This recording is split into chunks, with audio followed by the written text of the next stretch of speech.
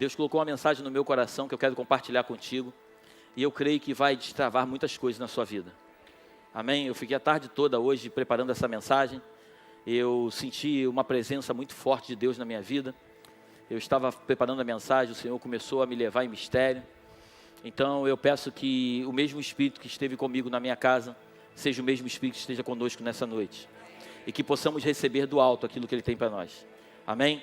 Abra a sua Bíblia, por favor, em Mateus capítulo 4, versículo 15. Nós vamos ler do 15 ao 17.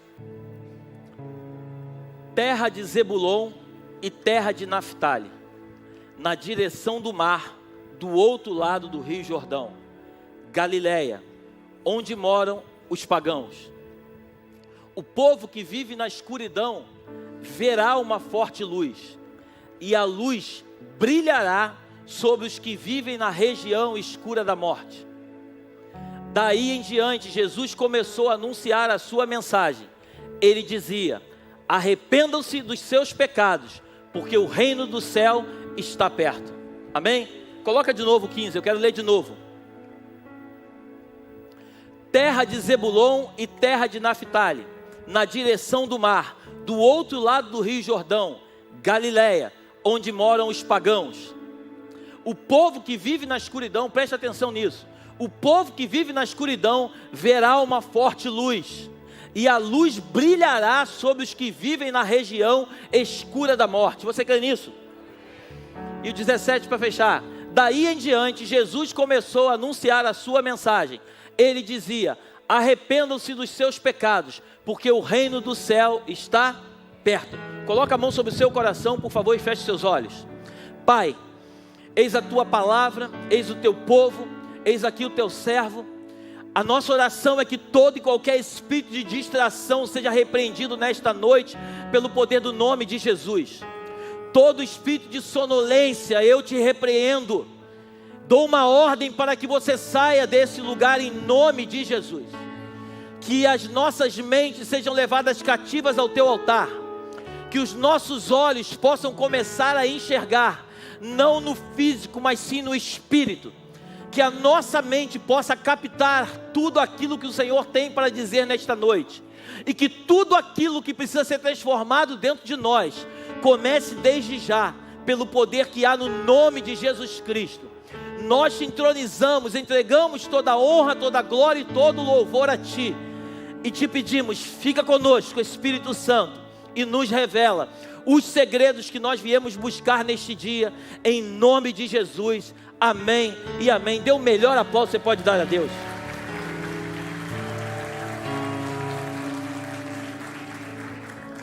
Antes de chegar aqui, eu quero começar lá de trás.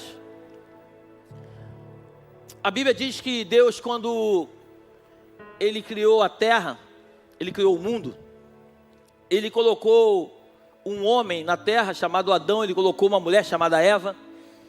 A Bíblia diz que o Senhor colocou o fôlego de vida. Adão é o único ser, o homem, na verdade eu e você, né, as mulheres, nós somos o único ser que tem um pouco da terra e um pouco do céu. Nós somos a única criatura criada por Deus que temos a essência da terra, mas temos o sopro divino. Então existe um espírito que habita em você, que é o Espírito de Deus, e existe uma carne que a Bíblia diz que quando nós morrermos, ela vai voltar para o pó, porque foi de lá que nós viemos. Amém?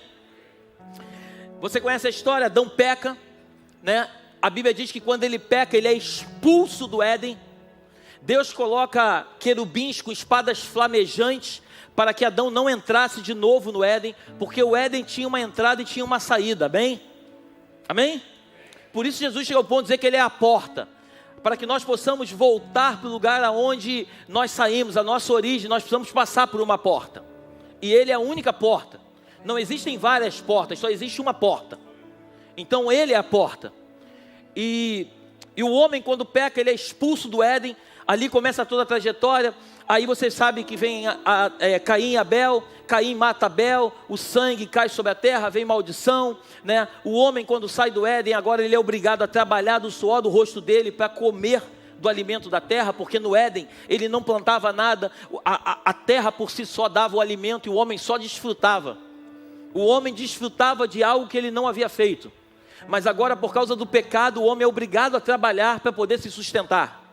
Então, o que mais incomoda nos dias de hoje, homens e mulheres, é o fato de nós termos que trabalhar arduamente para poder trazer o nosso sustento. Tudo isso é fruto do pecado. Amém? Chega um momento em que a Bíblia diz que o mundo estava um caos e Deus resolve acabar com tudo. E Ele levanta um homem chamado Noé. Você conhece a história? Deus levanta Noé, manda Noé fazer um barco, uma arca, né? Alguns estudiosos dizem que a arca levou 100 anos, outros 120. Então, a Bíblia diz que quando Noé ele faz o barco, naquela época nunca havia chovido. Então, tenta imaginar você criar alguma coisa que nunca se viu e Deus te dá uma ordem para fazer. Quem passar do teu lado vai dizer que você é maluco. Por que você está fazendo isso? Estou fazendo porque Deus mandou, mas Deus não pode ter mandado você fazer algo que não existe. Porque o ser humano ele sempre vai acreditar naquilo que os olhos deles vê e não naquilo que o Senhor diz. Amém? Você está aí? Até o momento em que chega, de fato, a consequência de tudo aquilo que Deus havia dito que ia acontecer. Então, quando vem a chuva, Noé entra na arca com a sua família, ele pega um animal de cada espécie, né, um casal, e ele coloca dentro da arca. Você conhece a história, eu quero tentar correr, que o nosso tempo é curto. E quando ele passa ali todo o tempo de chuva e tudo mais, a arca ela para no Monte Ararat, ele desce da arca, a primeira coisa que Noé faz é levantar um altar para Deus. Noé levanta um altar para Deus, só que Noé ele toma uma bebida, um vinho forte. Você conhece a história, ele fica bêbado, ele fica embriagado. Ele tinha 3 filhos, Jafé, Sem e Cã, né? Então Cã, quando vê Noé nu, ele ao invés de cobrir a nudez do seu pai, ele expõe a nudez do seu pai, né? Os outros 2 filhos pegam um pano, eles vão andando de costa, com um pano um de cada lado, e eles vão lá e cobrem a nudez do pai, para que eles não vejam a vergonha do pai.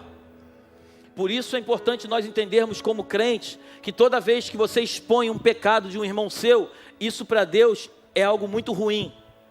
Nós fomos chamados para amar pessoas e cuidar de pessoas. Amém?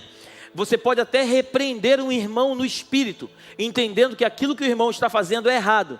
Então, se você ama o teu irmão, a Bíblia diz que, Mateus capítulo 18, versículo 15, diz que se um irmão pecar contra você, você chama o teu irmão e repreende o teu irmão. Se o teu irmão te ouvir, ganhaste um irmão. Se ele não te ouvir, tu chama 2 ou 3 testemunhas e leva para que essas testemunhas vejam de fato o que você está dizendo.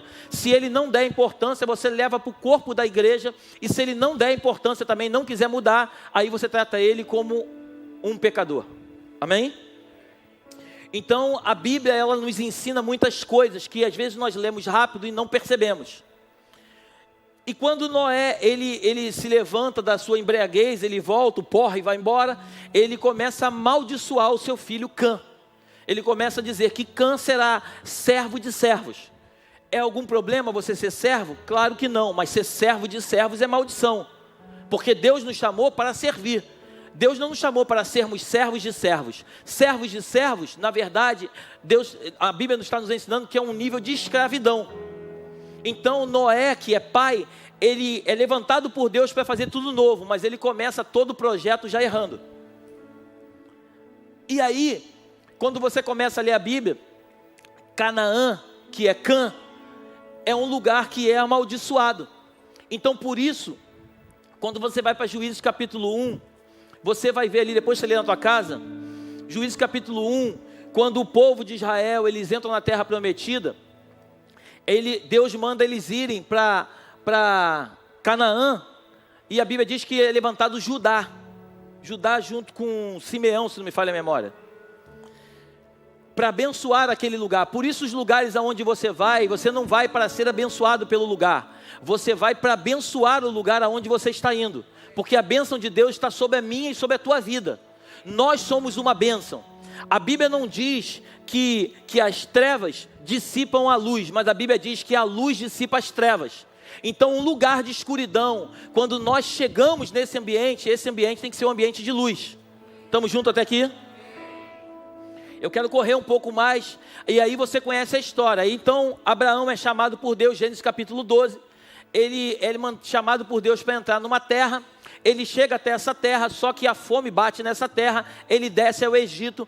No Egito ele recebe uns presentinhos do Egito. Num desses presentes ele recebe uma serva chamada Agar. Repete comigo, Agar. E ele, quando sai de lá, ele começa todo o projeto. Mais à frente Deus chama ele e diz que vai dar um filho da promessa, porque Abraão queria um filho, mas ele, como não conseguia ter filho, que ele já tinha uma idade avançada, Sara, sua mulher, era estéril, ele acreditava que o seu servo Eliezer seria o herdeiro da sua casa. Mas como Deus tem uma promessa e Deus não muda a sua promessa, então Deus se levanta e fala para ele o seguinte: não, quem vai ser o teu descendente vai ser um filho que eu vou te dar. Mas muitas vezes, assim como Abraão, presta atenção aqui em mim, em nome de Jesus, assim como Abraão não soube esperar a promessa, muitos de nós, às vezes a promessa demora, e às vezes nós tentamos dar o nosso jeito, e quando damos o nosso jeito, normalmente criamos um problema muito grande na nossa vida, e às vezes é até difícil de sair do problema que nós criamos, porque o nosso Deus, ele não cria problema para mim e para você. O nosso Deus é um Deus de facilidade. Nós que dificultamos muitas vezes porque queremos fazer do nosso jeito. Amém? Então, ele se deita com Agar, a mulher dele manda ele se deitar com Agar porque ela era estéril, ela manda ter um filho. Abraão, eu acho que esse filho que Deus prometeu, eu acho que Deus se enganou, eu acho que esse filho tem que ser com a empregada, que nós trouxemos esse presentinho lá do Egito. E aí ele se deita com ela, tem um filho chamado Ismael, que não era o filho da promessa. Então Ismael cresce, e ele fica ali e tal, só que chega uma hora que Sara, mulher de Abraão, percebe que aquele não era o filho. Passado um tempo, Deus dá o filho, que é Isaac, que é o filho da promessa. Só que Ismael agora é um rapaz, um adolescente, começa a debochar do menino da promessa, do filho da promessa, e a Bíblia diz que Sara manda Agar com Ismael embora de casa. Abraão fica sem entender nada, tem que expulsar um filho de casa, mas Deus aparece para ele assim: faz conforme a tua mulher está dizendo. Eu não vou desamparar nem a mãe nem o menino. Eles serão abençoados. Quando você continua lendo a história, nasce esse filho chamado Isaac. Isaac tem um filho chamado Jacó e Esaú. Você conhece a história? Jacó, ele tem 12 filhos. Depois, mais tarde, a gente vai entender as 12 tribos de Israel. Então, a Bíblia ela vai nos revelando e vai nos mostrando que o projeto de Deus sempre foi aproximar o homem de Deus. O projeto de Deus sempre foi criar algo para que o homem tivesse um relacionamento íntimo com Deus. Quando mais tarde, de um desses 12 filhos de Jacó, você conhece a história, José, ele é vendido pelos seus irmãos, é levado para o Egito como escravo, ele entra no Egito como escravo, ele sai do Egito como governador. Ou melhor, ele morre no Egito, mas ele se torna governador no Egito, amém? Estamos juntos até aqui? Quando ele se torna governador no Egito, ele um dia está na prisão, no dia seguinte ele é governador. Quando ele começa a governar o Egito, Deus havia dado um sonho para Faraó que durante 7 anos seria muita abundância, depois 7 anos de escassez. Então José, ele dá toda a planta para Faraó fala assim: não tem ninguém no meu reino igual a você para administrar isso. E José começa a administrar a fartura que estava chegando no Egito. A fome pega todo mundo, e aí aqueles que estavam morando lá, junto com seu pai Jacó, também passam necessidade e vão comprar comida no Egito. Quando eles chegam no Egito, se deparam com José, que é seu irmão, mas eles não sabiam que era José. José recebe eles, no primeiro momento José fica irado, José tenta fazer com eles aquilo que eles fizeram com José, mas depois José percebe que não deveria pagar com a mesma moeda. José se revela para os seus irmãos, diz que ele é José, e que os irmãos começam a se arrepender: nos perdoe, nos perdoe. Ele fala: não precisa pedir perdão. Tudo isso aconteceu para que o dia de hoje se cumprisse, para que vocês estivessem diante de mim e eu pudesse ser a solução do problema de vocês. O que o Senhor está dizendo conosco? Muitas coisas acontecem na minha e na tua vida, e às vezes nós não entendemos o projeto de Deus, mas nós só precisamos acreditar no projeto. O projeto de Deus é perfeito. Repete comigo: o projeto de Deus é perfeito, e tudo que Deus cria é perfeito, amém?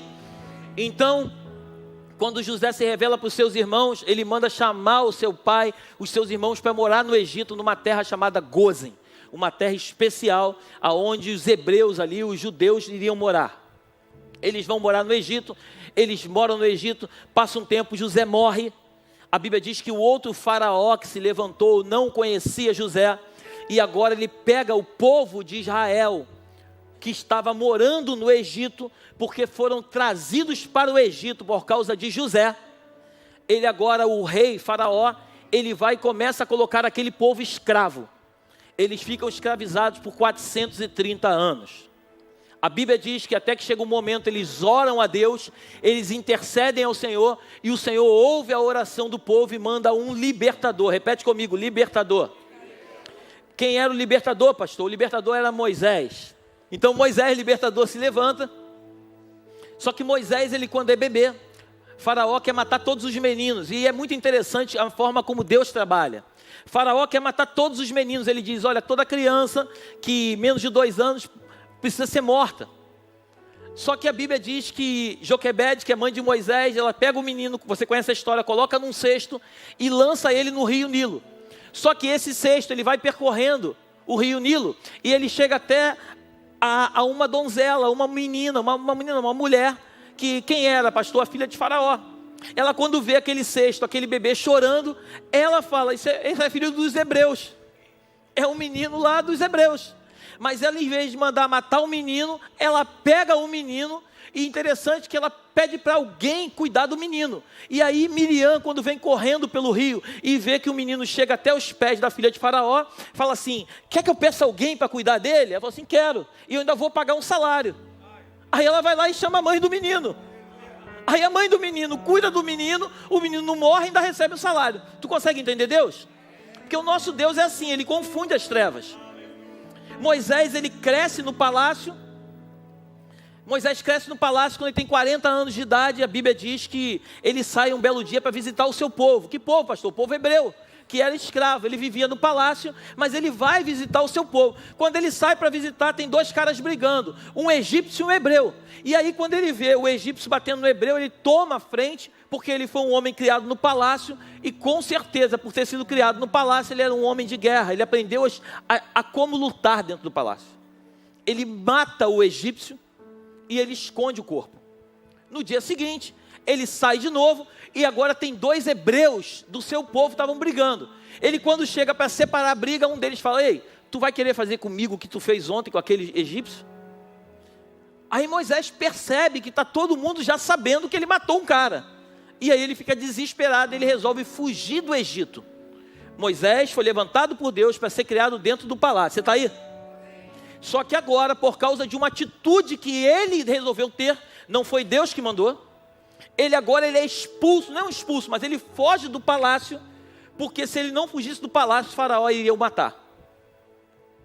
Ele foge do palácio, vai para uma terra chamada Midian, e lá ele conhece uma mulher, que ele se apaixona, Zípora.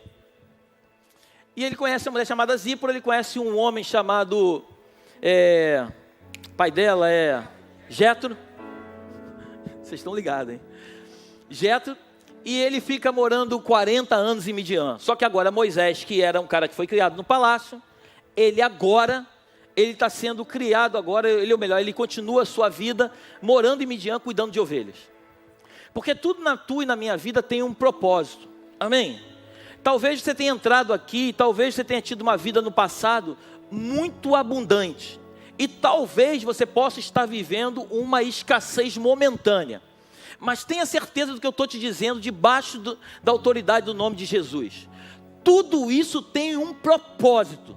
Porque Deus não é um Deus de castigo, mas Deus é um Deus de colocar o nosso propósito no propósito dEle. O projeto dEle precisa ser cumprido. E se nós estamos fora do projeto, Ele precisa pegar esse projeto que Ele fez, trazer de fato para o lugar de onde nunca deveria ter saído, para que nós possamos entrar no propósito dEle, não no nosso. Você ainda está aí comigo? Então Moisés, ele mora mais 40 anos em Midian, e agora quando ele está com 80 anos, ele resolve procurar uma ovelha que se perdeu. Quando ele vai procurar, tem uma sarça queimando, ela pegando fogo, ela não se consome. Moisés, quando vê aquele fato, a Bíblia diz que o Senhor começa a conversar com Moisés, diz, tira a sandália dos teus pés, porque o lugar que tu estás é santo. Já começa assim. Porque nós, para nos relacionarmos com Deus, se não tiver reverência da nossa parte, entender quem é o nosso Deus, nós nunca entenderemos o propósito. A primeira coisa na nossa vida é entender que Deus é amor, mas a reverência tem que estar no nosso coração. Deus é amor, mas Deus também é fogo consumidor. Deus é pai, mas Ele também corrige e açoita aqueles que Ele ama. Então, se não tiver reverência, por isso quando você vier para a casa de Deus, não venha de qualquer jeito. Coloque a tua melhor roupa, o teu melhor perfume, venha arrumado, venha adorar a Deus, não fica preocupado com o celular. Por isso que quando a gente vem e a gente canta e canta, mas o nosso pensamento está ligado no Flamengo que está jogando, quando o nosso pensamento está ligado no negócio que a gente está para fazer, quando o nosso pensamento está ligado em alguma coisa que está lá fora, nós estamos presentes, mas o nosso coração está longe desse lugar. E Deus não recebe adoração de qualquer jeito. Grava isso no seu coração. Deus só recebe os verdadeiros adoradores que o adoram em espírito e em verdade. Você ainda está aí comigo? Amém. Então Moisés agora é chamado por Deus e agora é libertador. Ele tem que voltar agora no Egito para libertar um povo. E aí eu fico imaginando a mente de Moisés. Não, Deus, eu acho que tu não sabe da história. Eu fugi de lá porque eu matei um cara. Se eu voltar para lá, Faraó corta o meu pescoço. Aí eu fico imaginando Deus falando com ele: Moisés, Deus corta o teu pescoço quando o projeto é teu, mas quando o projeto é meu, até aquilo que eles gostariam de fazer, eles não vão fazer, porque a minha palavra sempre vai prevalecer acima de qualquer coisa. Então, se você tem medo de alguma coisa, eu quero te encorajar nessa noite, debaixo da autoridade do nome de Jesus Cristo. Não fique ligado àquilo que você pensa, mas se agarre naquilo que Deus liberou sobre a tua vida e faça aquilo que Deus mandou você fazer. Amém? Moisés vai para o Egito, chega lá e fala assim: eu vim aqui debaixo de uma palavra. Ok, aí Faraó recebe ele, ok. E qual é a palavra? Eu vim libertar o povo. Interessante que Deus, em vez de facilitar a vida de Moisés, Deus dificulta a vida de Moisés. A Bíblia diz que o Senhor endureceu o coração de Faraó. Tem coisas na tua e na minha vida, você vai concordar comigo, tem coisas que a gente vai fazer que às vezes parece que estão mais difíceis do que deveriam. Sim ou não? Sim ou não?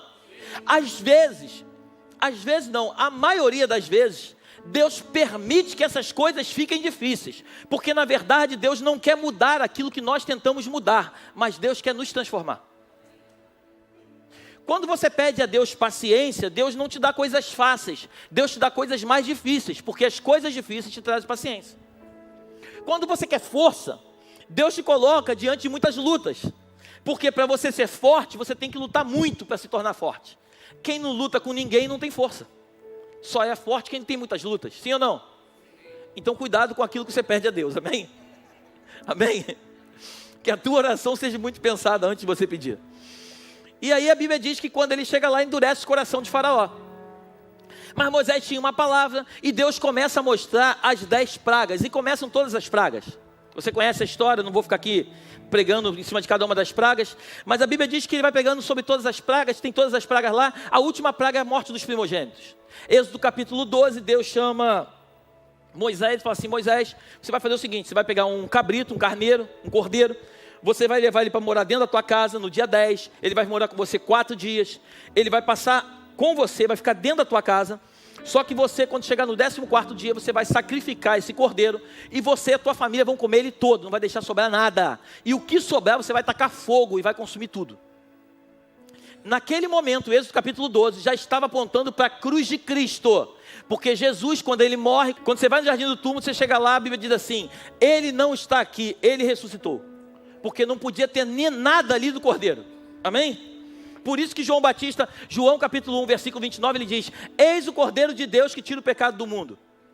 Então Jesus, ele era o verdadeiro Cordeiro, só que a Bíblia já estava apontando para um Cordeiro que viria mais à frente. Você ainda está comigo aí? Então quando Êxodo capítulo 12, Moisés é chamado e fala assim: olha Moisés, prepara tudo, coloca a sandália nos pés, cajado na mão, porque hoje vocês vão celebrar a Páscoa, e depois que celebrar a Páscoa, vocês vão sair do Egito. E quando você vai estudar sobre Páscoa, Páscoa do hebraico fala-se Pessa. Repete comigo, Pessa. Pessa é passagem, passar por cima. O que Deus está falando é o seguinte: olha, Moisés, você vai fazer o seguinte, quando você matar o cordeiro, você vai pegar o sangue do cordeiro, vai passar nos umbrais das portas, porque o espírito da morte vai passar. E toda vez que o espírito da morte passar, ele vai ver a marca do sangue na casa dos hebreus, e ele vai passar por cima da casa. Mas a casa que for dos egípcios, ele vai entrar e vai matar o primogênito. Então Pessa é passar por cima. Amém? Moisés cumpre o chamado. A Bíblia diz que eles saem do Egito com muitas bênçãos de Deus. A Bíblia diz que nenhuma unha ficará no Egito. Eles são abençoados. Faraó libera eles com com ouro, com prata, com animais, com gado, com um monte de coisa, eles saem com muita bênção.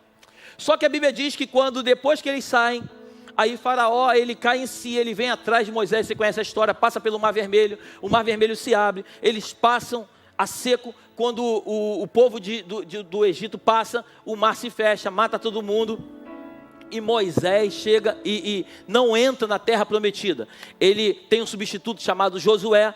Josué conduz o povo, chega do outro lado, eles entram na cidade de Canaã. Eles, quando entram em Canaã, Jericó, eles cercam Jericó por 6 dias, no 7º dia dão 7 voltas, entram na cidade e eles tomam posse daquilo que Deus havia prometido, porque tinha um projeto. Repete comigo, projeto. O projeto de Deus sempre foi unir o ser humano a Ele. Foi para que voltasse o relacionamento que havia sido perdido no Éden. Estamos juntos aqui? Então, quando eles tomam posse da terra, e ali começa Deus agora sendo o Deus deles, o rei deles era o Senhor. Só que nós, muitas vezes, queremos nos comparar com aqueles que estão lá fora. Nós não entendemos que entenda alguma coisa, nós não somos melhores do que ninguém, mas nós somos diferentes. Por que nós somos diferentes? Porque nós servimos a um Deus vivo, e muitos deles lá fora servem a um Deus morto. Então quem serve a um Deus vivo é diferente daquele que serve a um Deus morto. Então quem serve a um Deus vivo não pode ter a vida daqueles que servem a um Deus morto. Estamos juntos aqui? Então, quando eles chegam lá, eles começam a querer agora um rei, porque todos os povos na terra tinham um rei, e eles eram o único povo que não tinha um rei. Então eles querem um rei. Deus fala assim, tá bom, Samuel, já que eles querem um rei, vamos levantar um rei. E Deus permite que Saul seja o rei. Saul é o primeiro rei, né? Ali se começa a monarquia. Saul é o primeiro rei. Então Saul, quando se levanta, a Bíblia diz que Saul, ele sai, quando ele é ungido rei, ele começa a profetizar, ele está no meio dos profetas, ele profetiza, ele dança, ele é um homem cheio do Espírito. Ele ficou 40 anos no trono. Nos 2 primeiros anos ele foi bem, depois dos 2 primeiros anos ele já vacilou. Ele ficou 38 anos no trono, mas sem a presença de Deus. Deus já não era mais com ele. E eu acho que a pior coisa que existe na vida de um ser humano, eu acho não, tenho certeza, a pior coisa que existe na vida de um ser humano é ele ainda estar ocupando um lugar onde Deus não está. A gente vai entender isso daqui a pouquinho melhor. E aí Deus encontra um cara, um garotinho de calça curta, com uma tiradeira no pescoço, cuidando de umas ovelhas. Deus fala assim, esse cara tem meu coração. Ele talvez não tenha pinta de rei, ele não tenha tipo de rei, ele não sabe falar como rei, mas ele tem uma coisa que me agrada. E por isso eu quero que nessa noite você fique muito ligado naquilo que Deus está falando contigo. Deus não procura pessoas talentosas, Deus procura homens e mulheres verdadeiros. Deus olha para o teu e para o meu coração e Ele vê de fato qual é a motivação que está em nós. Se você tem motivação de ficar rico para o seu bem-estar, provavelmente Deus não está contigo nesse projeto. Mas se você tem propósito no teu coração de ser abençoado, para abençoar muitas pessoas, tenha convicção no teu coração que o Senhor é o primeiro a entrar nesse projeto e vai fazer com que esse projeto se prospere. Glorifica o Senhor.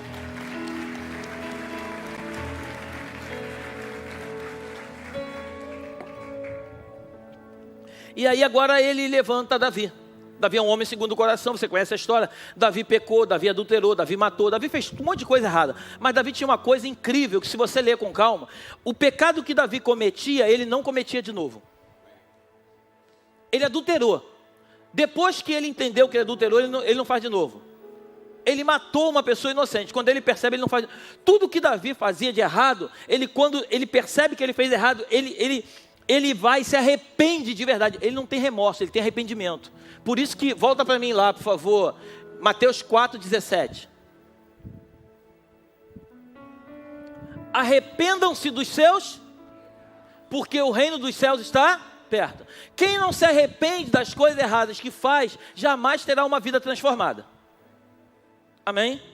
Então Davi era um homem de transformação, porque ele se arrependia do que ele fazia errado.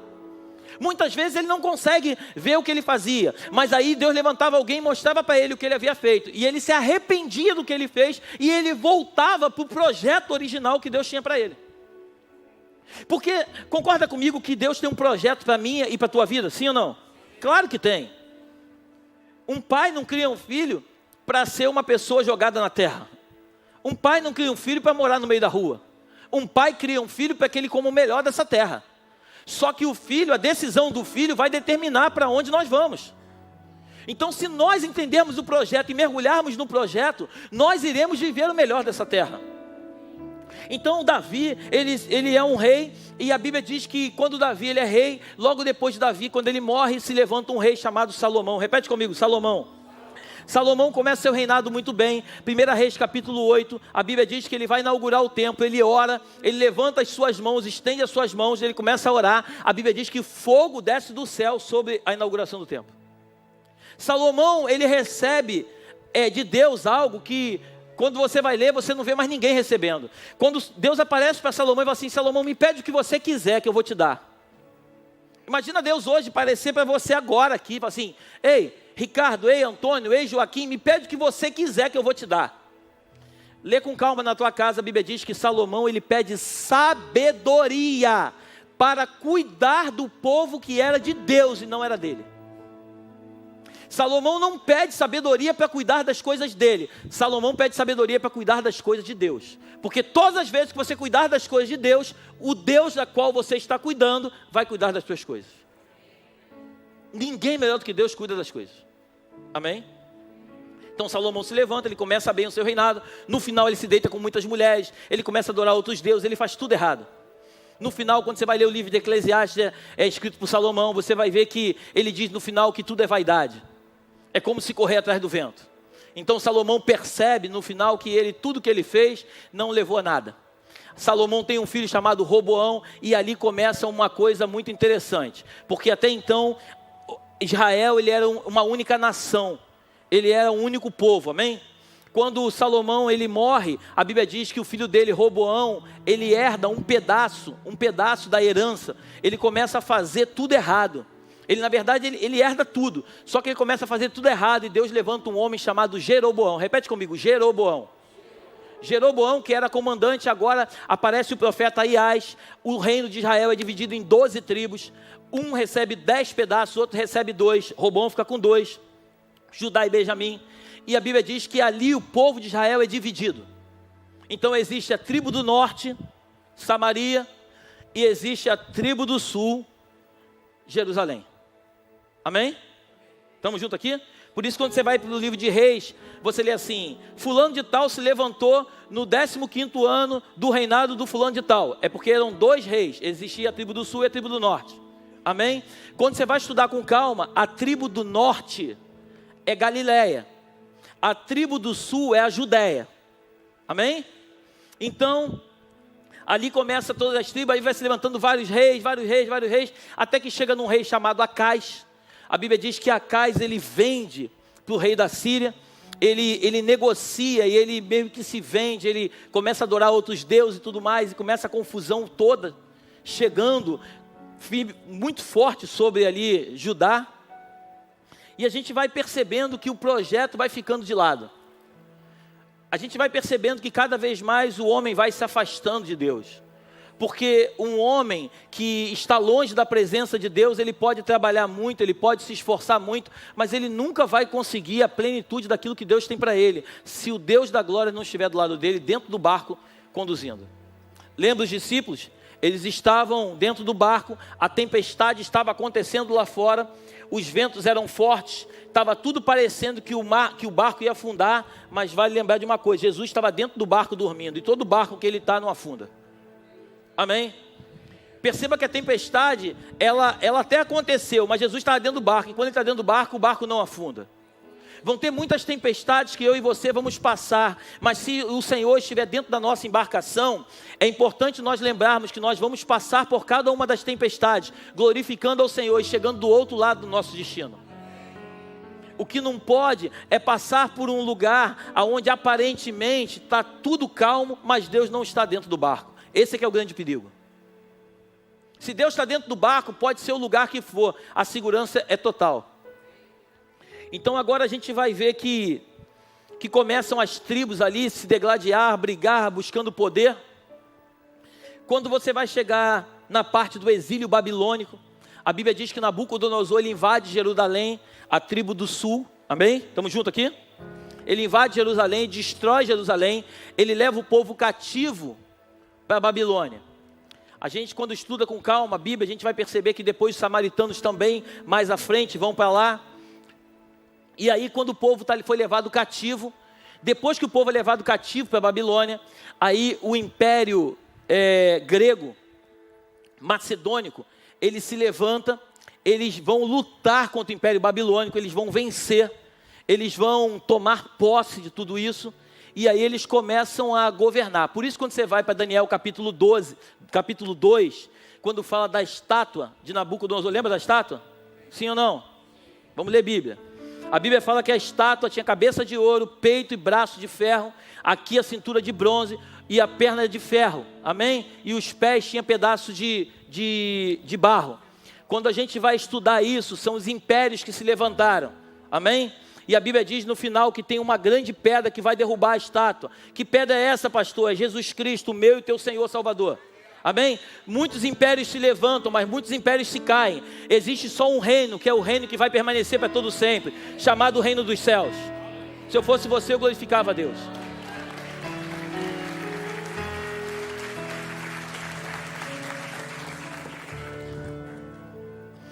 Agora se levanta um outro império, o Império Romano. 64 a.C., se levanta um homem chamado General Pompeu. Esse homem, ele toma posse, e agora o Império Romano, ele começa a imperar. Só que vale a pena nós lembrarmos que o templo ainda está em ruínas, amém? Tentaram fazer uma reforminha no templo, mas não ficou legal, está meio em ruínas. Então agora o Império Romano se levanta, e eles mandam um homem, um imperador, para lá, chamado Herodes o Grande. Então Herodes o Grande, ele por entender que ele precisava tomar o povo e trazer o povo, eu quero ver se isso te remete a alguma coisa nos dias de hoje. Herodes, quando ele se levanta, o que ele faz? Ele precisava tomar o povo de Israel e ganhar o coração do povo e trazer o povo para ele. Então o que ele faz? Ele patrocina uma grande reforma no templo. O templo é reformado, o templo é ampliado, o templo fica lindo. Então os judeus, eles se agradam daquilo, e ali começa uma política do povo romano ali, com o povo judeu. Estamos juntos até aqui? Ele tinha um procurador chamado Pôncio Pilatos, que ajudava ele nesse momento. E aí quando a gente começa a perceber, agora eu quero entrar um pouco mais profundo na história. Então agora o Império Romano toma conta, é levantado no Império Romano o Sinédrio. O Sinédrio, ele era composto por 71 membros. Esses 71 membros, a maioria eram os fariseus, tinham os saduceus, doutores da lei, lembra? Então o Sinédrio é levantado. Quem é composto do Sinédrio, pastor? Eram os religiosos. Então os romanos, eles tomam conta de toda a política, mas eles pegam os religiosos da época e colocam eles junto para que haja um acordo ali, que vivam em paz, entre aspas. Amém? E aí a gente começa a perceber que agora os religiosos, o que eles faziam? Os fariseus, os saduceus, os essênios, vários deles começam a se levantar e começam agora a querer mostrar para o povo que era de fato os religiosos. Então na hora que eles vão ofertar, na verdade a Bíblia diz que nós temos que ofertar com uma mão de modo que a outra não veja. Mas agora eles começam a ofertar na frente dos outros e davam grandes quantias para que as pessoas achassem que quanto mais quantia ele desse na frente dos outros, mais religiosos eles eram. Então os valores começam a se inverter.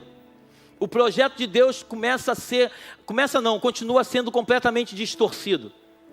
E aí de repente a Bíblia diz que um anjo aparece lá na Galileia, lá no norte, para uma menina virgem que não tinha conhecido homem nenhum, e aparece um anjo para ela e diz que ela agora vai ser mãe, uma menina chamada Maria. O anjo Gabriel visita essa menina e diz assim: tu vai agora ser mãe. Ela fala assim: mas como é que eu vou ser mãe se eu não conheço homem? Eu tenho um noivo, mas eu nunca me relacionei com ele. Não, mas você vai ser cheia do Espírito, agora você vai conceder, é um filho de Deus, é o filho do Altíssimo que você vai dar luz. E o Espírito do Senhor vai te envolver e você vai ter essa criança. Eu fico imaginando, naquela época, a Bíblia diz que a lei dizia que quando uma mulher ela pega em adultério, ela morria a pedrada. Então imagina agora, Maria é noiva de José, ela não se relaciona com ele e aparece de barriga. Mas a Bíblia é tão linda que a Bíblia diz que o anjo visita José e diz para José para receber Maria como mulher, porque o que ela está concebendo vem dele, não vem de outro homem. Porque todas as vezes que Deus quer falar contigo, Ele vai deixar claro o projeto dele na tua vida. E se necessário for, Ele vai falar com quem tem que falar, para que receba o projeto que Ele tem para você. Por isso, muitas vezes, nós achamos que as coisas estão difíceis. Tudo que é difícil é porque tem um propósito específico. Porque as coisas de Deus são claras. Amém? Então agora nasce um menino. Aí a Bíblia diz que antes de nascer o menino, os magos chegam até Herodes e falam assim: olha, está nascendo agora o rei dos judeus. Como ele era o cara que comandava tudo, na cabeça dele dá um nó, porque vai se levantar outro rei. Não pode se levantar outro rei. Então ele faz um decreto igual o faraó lá no Egito. Todos os meninos abaixo de 2 anos de idade, mata todos eles. Aí quando ele aparece o decreto, Deus é tão lindo que Deus fala para José o seguinte: José, faz o seguinte, vai para o Egito e foge para o Egito. José foge para o Egito com Maria, fica um tempo no Egito até Herodes morrer.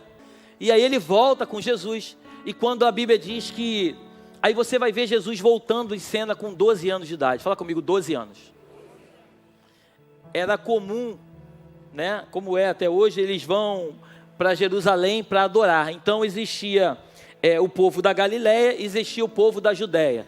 O povo da Galileia eram os ralés, eram os judeus que se relacionavam com os gentios. O povo que morava na Judéia eram os judeus que se relacionavam somente com os judeus. Então era classe alta. Imagine a zona sul, aqui do lado de cá, no sul, e imagina a zona norte, mas bem norte, o lado de cá. Amém? Então Jesus, ele nasce aonde? Em Nazaré, num lugar bem humilde. E aí quando ele nasce em Nazaré, por isso que o texto diz que pode vir alguma coisa boa de Nazaré? Sim ou não? Claro que sim, veio Jesus de lá.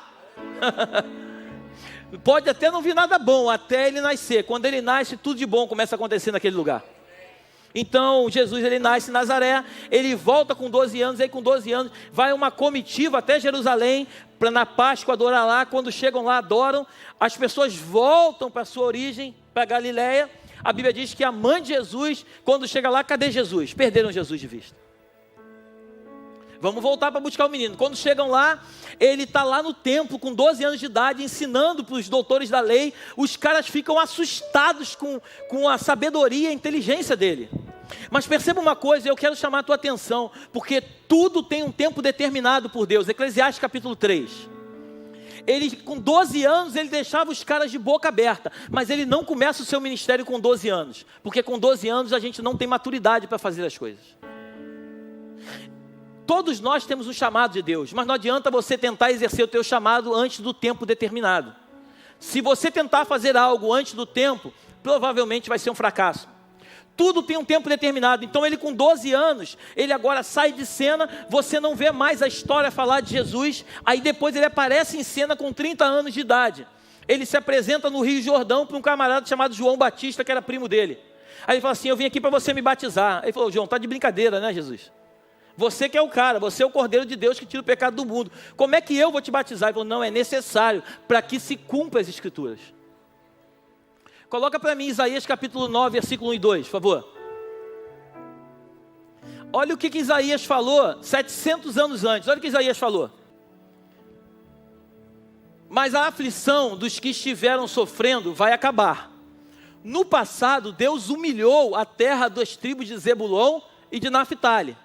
Mas no futuro, Ele tornará famosa essa região, que vai desde o mar Mediterrâneo até a terra que fica no lado leste do Rio Jordão, isto é, a Galileia dos... Isso tem a ver ou não com Mateus capítulo 4 que nós lemos, sim ou não? É o mesmo texto. Olha o versículo 2, o que é que diz? O povo que andava em escuridão viu uma forte luz, a luz brilhou sobre os que viviam nas... O profeta Isaías, 700 anos, estava anunciando que Jesus ia aparecer, e agora Jesus aparece em cena. Então, a Galileia, que era o lugar dos gentios, dos pagãos, agora aquele lugar vai ver uma grande luz. Eu quero liberar uma palavra sobre a tua vida nessa noite. Eu não sei em que área da sua vida você está vivendo uma escuridão, mas eu quero liberar em nome de Jesus uma palavra sobre a tua vida, dizendo que a tua vida podia até estar uma escuridão, até o momento em que Jesus aparece nessa área. Porque no momento em que ele entra nessa área, aquilo que era escuridão começa a vir uma forte luz. Você está aí ainda? Entrega aquilo que tanto aflige teu coração, entrega, aprende a entregar. Por isso quando a gente fala de dízimo e oferta não tem a ver com entregar dinheiro, tem a ver com entregar coração. Porque ninguém entrega dinheiro sem antes entregar coração. Você ainda está aí? Por isso que alguns têm dificuldade de entregar dinheiro, porque ainda não entregaram o coração. Quem entrega o coração é a coisa mais fácil de entregar o dinheiro, porque se ele entrega a vida, o dinheiro é um detalhe na vida dele. Enquanto o dinheiro ainda for o teu Senhor, algumas coisas na sua vida ainda vão ser espremidas. Mas quando o Senhor for o teu Senhor de verdade, a área que tanto aflige você, você vai perceber que naturalmente aquilo que te incomodava não vai te incomodar mais. Então, Jesus ele aparece em cena. E aos 30 anos ele aparece no Rio Jordão. A Bíblia diz que quando ele acaba de ser batizado, vem uma voz do alto: ei, esse é o meu filho amado em quem tenho prazer. Vem uma pomba representando o Espírito Santo, pousa sobre ele. E ali começa o ministério de Jesus. Mas olha que coisa mais linda. Quando começa o ministério de Jesus, quando começa o ministério, a primeira coisa que acontece, ele é levado pelo Espírito fala alto, ao deserto. Nós queremos aceitar Jesus como Senhor e Salvador e queremos viver os melhores dias da nossa vida.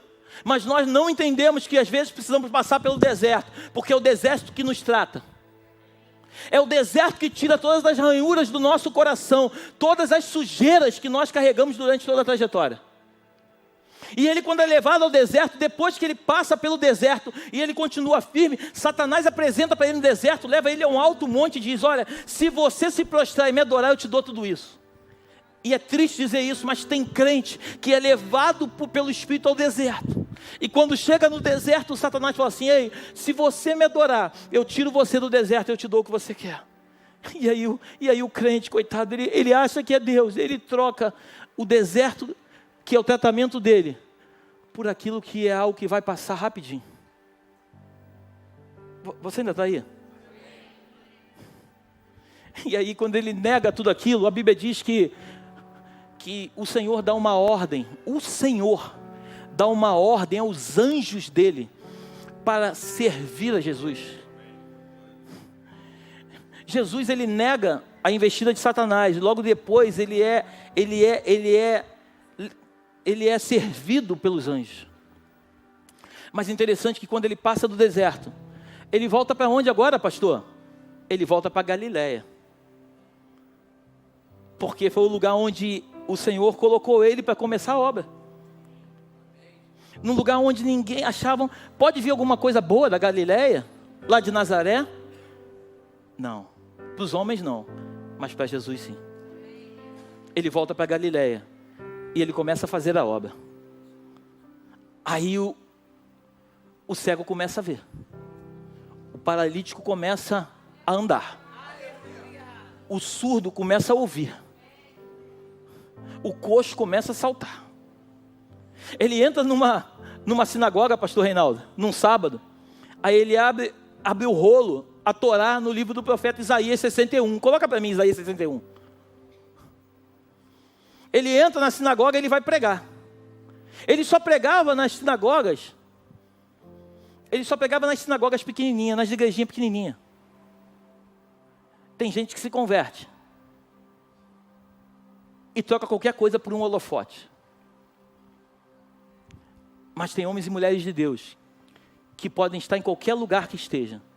Pode estar na mídia, mas quando é convidada para ir para uma congregaçãozinha pequenininha,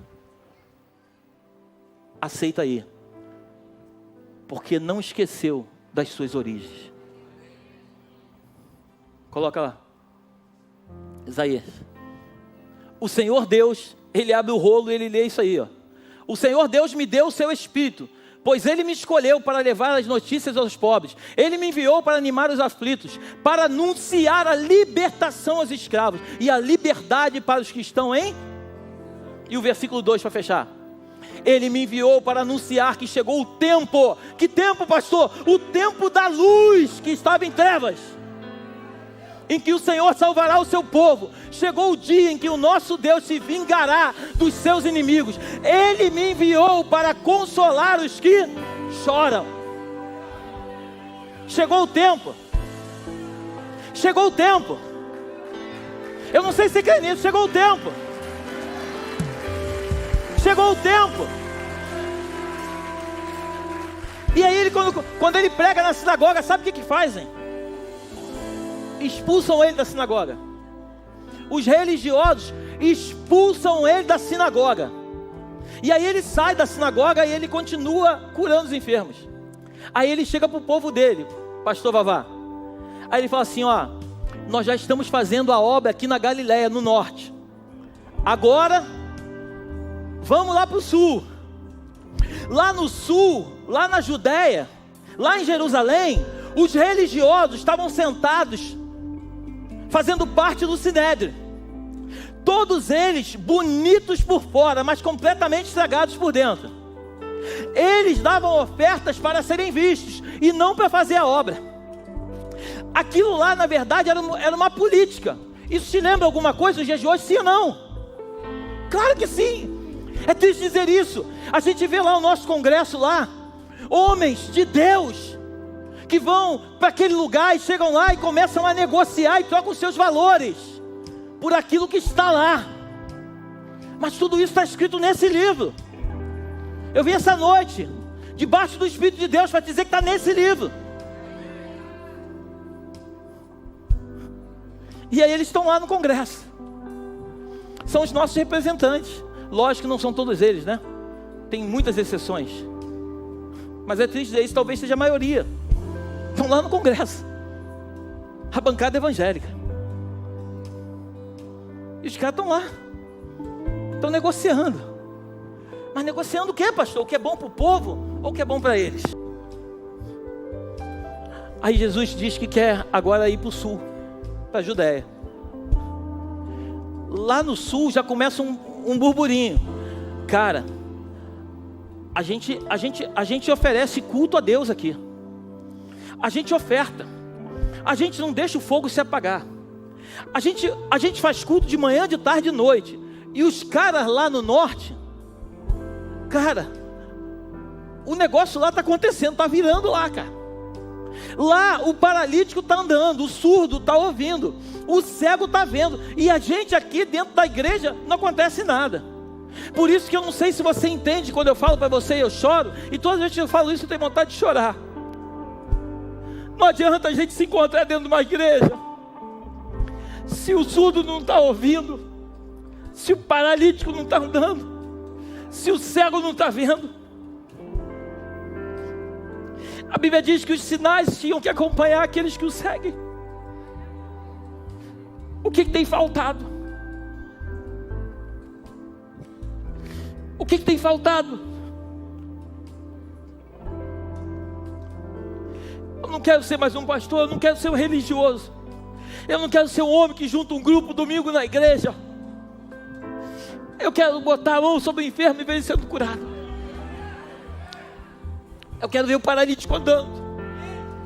Eu quero ver a pessoa que sofre de depressão sendo curada. Porque esse Jesus que a gente vem todo domingo falar aqui, é esse Jesus que a gente tem que viver. Só que detalhe, ele quando chega lá na Galileia, quando ele começa o ministério dele, ele pega dois irmãos, André e Filipe. Filipe não, André e...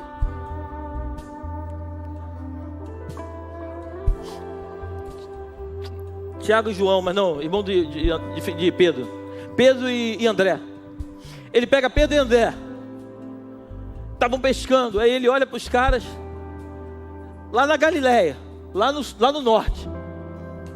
A partir de agora, larga essa rede, me segue. Vocês não vão pegar mais peixe, vocês vão pescar homens. Mais à frente ele vai para Betsaida. Ele encontra um cara chamado Filipe. Ele fala: Filipe, me segue. Filipe sai correndo e vai se encontrar com um cara chamado Natanael. Natanael, nós achamos o Messias, aquele que as escrituras falam. Aí Natanael fala assim: da onde que ele veio? Ele veio de Nazaré. De Nazaré? Pode vir alguma coisa boa de Nazaré? Filipe fala assim: vem e vê, cara. Vem e vê. Natanael veio. Aí a Bíblia diz que ele junta os 12. Depois na tua casa tu entra lá e estuda. Entra no Google e estuda. Os 12 discípulos de Jesus, 11 eram da Galileia. O único que era da Judéia era Judas. Todos os 11 eram da Galileia. Um lugar de humildade, um lugar que tem coração, que não troca os seus valores por nenhuma proposta. Mas quem era da Judéia estava preocupado com status, estava preocupado com posição. Aí ele chega agora lá no sul. Aí quando ele chega no sul, ele começa a comer, pastor Rodrigo, com os pecadores. Aí os religiosos falam assim: ei, o teu mestre come com pecadores? Aí sabe o que os discípulos dele falam? Cara, ele come com os pecadores. Por que o de vocês não come, não? Você está comigo aí, cara? Se você desprezar aquilo que Jesus ama, você não está entendendo nada do que é evangelho, cara. Eu não quero expor ela, mas no nosso meio hoje tem uma menina, aqui junto com o seu irmão. Eles foram fazer um trabalho na rua, ajudar a dar comida na rua. E eles conheceram ela. Ela veio de manhã no culto e ela voltou à noite. E eu não sou de fazer isso, eu saí daqui, eu fui no coração dela, eu liberei uma palavra sobre a vida dela. E o Senhor falou comigo para a gente cuidar dela. Porque cuidar de quem tem dinheiro é muito bom. Mas Deus não nos chamou para isso. Deus nos chamou para cuidar daqueles que precisam ser cuidados. Porque são esses que vão se tornar os fiéis. Jesus, ele andava com os caras da Galileia, porque na Galileia os caras não tinham nada para oferecer. E Jesus, quando se apresenta, ele fala assim: não, cara, eu não quero nada teu. Eu quero, na verdade, ser tudo para você. Todo aquele que é muito perdoado, muito ama. Aí eles vão para o sul. Quando eles chegam no sul, aí os caras já começam a ficar em alvoroço, porque chegou o mestre. Aí ele começa a pregar, e os caras ficam desesperados, porque o que ele começa a pregar não tinha no sul, na Judéia. Só tem um jeito: vamos matar ele. Vamos acabar com o projeto. O projeto não morre. O projeto é eterno. Vamos matar ele. Vamos chamar um dos discípulos. Mas vamos chamar quem? A gente não pode chamar ninguém da Galileia, porque da Galileia os caras são fiéis. A gente tem que chamar alguém da Judéia. Você ainda está aí? 30 moedas está bom para você? Tá bom. Ele vende o mestre por 30 moedas. Eles prendem Jesus. Jesus é levado. Ele é colocado numa cruz. Ele é moído. Ele é moído. O pastor Rodrigo hoje falou algo incrível. Ele é moído. O melhor dele saiu na cruz. Ele é colocado numa cruz e aí no final ele diz: tetelestai, está consumado. Ele entrega o espírito dele ao Senhor. Só que olha que coisa incrível. Ele só andava com a ralé, ele só andava com os humildes. Mas os ricos também queriam andar com ele. Só que não queriam andar com ele de dia, para que ninguém visse. Nicodemos vai buscar ele de noite, porque de noite ninguém via. Tem muita gente que você conhece, que eu conheço, que quer Jesus, mas eles têm vergonha. Você sabia disso? Eles têm vergonha, mas eles querem Jesus. E muitos deles vão buscar Jesus só de noite, mas não conseguem buscar de dia.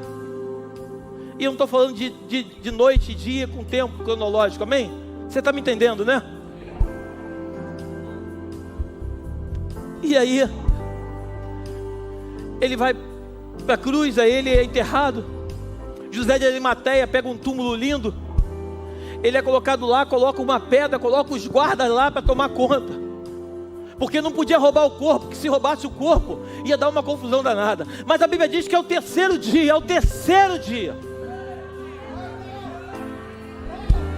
a pedra foi removida e ele não se encontra mais lá. Aí os discípulos vão lá. Quando eles chegam lá, o anjo está lá em cima do túmulo e diz assim: quem vocês estão procurando? Quem vocês estão procurando? Vocês estão procurando aquele que vive no meio dos mortos? Ele ressuscitou, ele está vivo.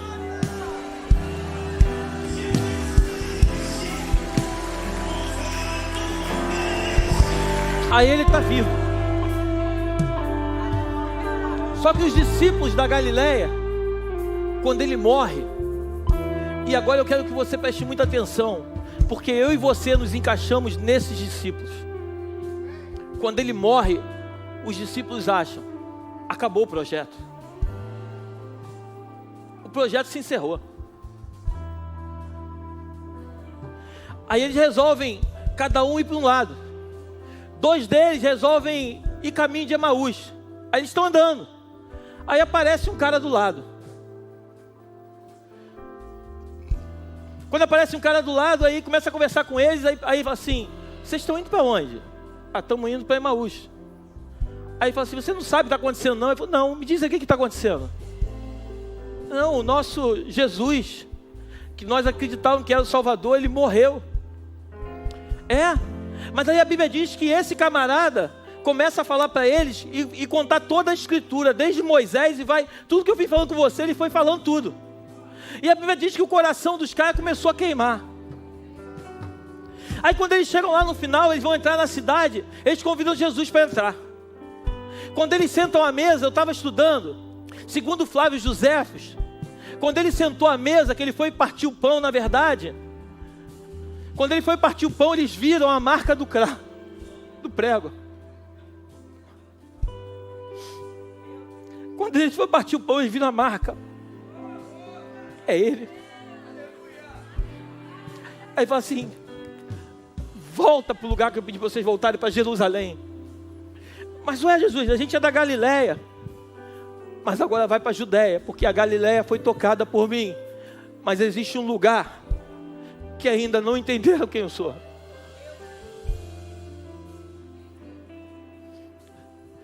Aí depois ele vai para a praia. Tinha lá uns discípulos pescando. Ele chega na praia, João capítulo 21. Pegaram alguma coisa aí? Pegamos não. Joga mais para a direita. A gente pegou a noite toda. Joga só um pouquinho para a direita. Ele resolve jogar. João fala assim: cara, aquele eu acho que é o mestre. Só ele fala desse jeito. Eles pegam 153 grandes peixes. Pedro fica desesperado, está nu, mergulha na água e vem nadando. Os caras vêm com um barco cheio de peixe e chegam até a beira da praia. Quando chegam na praia, Jesus está com fogo pronto e com peixe na brasa. Porque aquilo que você necessita, enquanto você corre atrás, ele já está com tudo preparado para te entregar.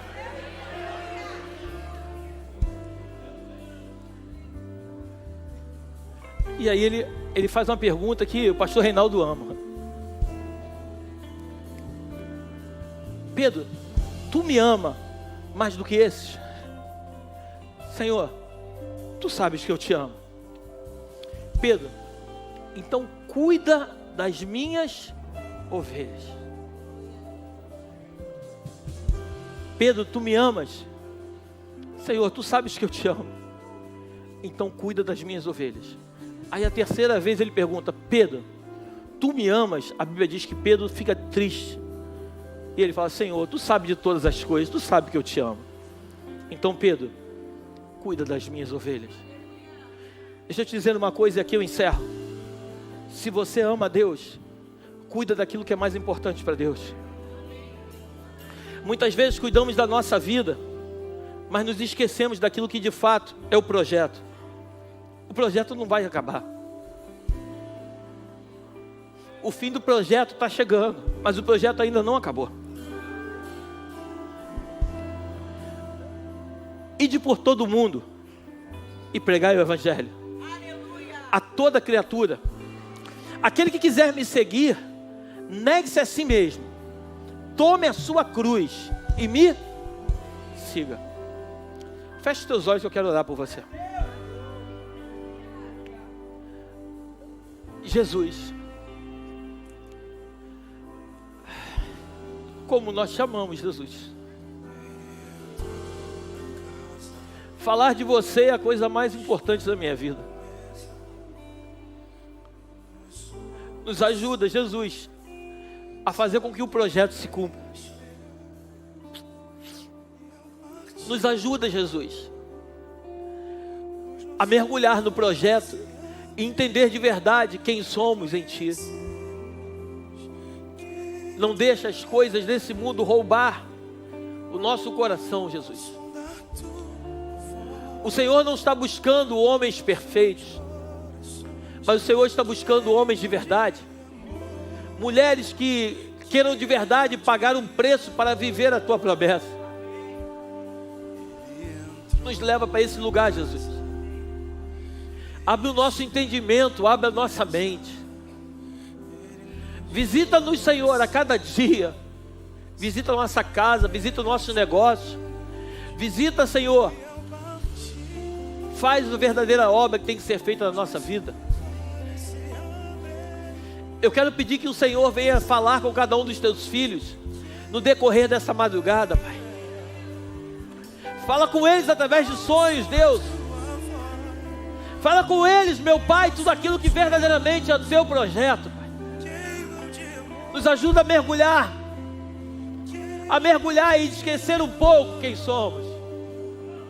Eu abençoo a Tua igreja, eu abençoo a tua família, Deus. Eu abençoo os Teus filhos nesta terra, Deus. Eu profetizo que esse tempo, meu Pai, está chegando. Leva-nos para os nossos lares, debaixo da Tua proteção e da Tua graça. Que o Teu anjo vá diante de nós, nos conduzindo pelo único e verdadeiro caminho. Que as doces consolações do Teu Espírito se façam presentes, não só hoje, mas para todos sempre. E que nós possamos viver verdadeiramente a Tua promessa, mergulhar nas Tuas Escrituras e mergulhar e entender um pouco mais quem Tu és. Obrigado por Tu ter nos escolhido, Deus. Isso é um privilégio fazer parte da Tua obra. Nós te agradecemos em nome de Jesus. Amém e amém. Vai em paz, que Deus te abençoe. Seja a melhor semana da sua vida.